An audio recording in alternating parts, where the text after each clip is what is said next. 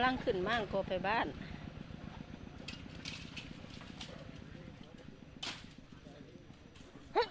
โอ้ย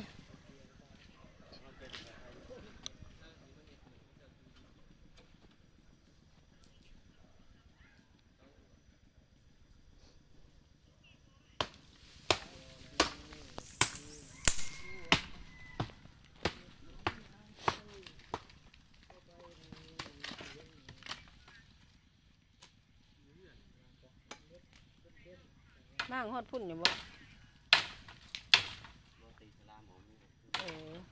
พอดีเอาหาตัวนั้นลงมากะนั่นนะมันกะวิดอยู่กับหัวจะเอาหอนทั้งเทิง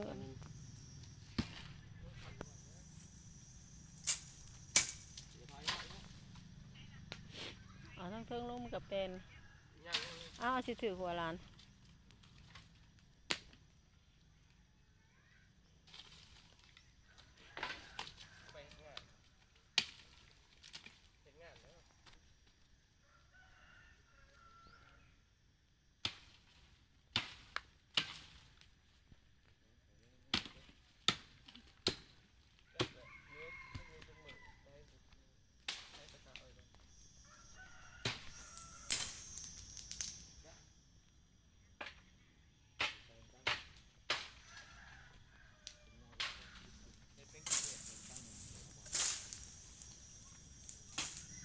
เป็นคักเลยบ่มีหดถุงยาง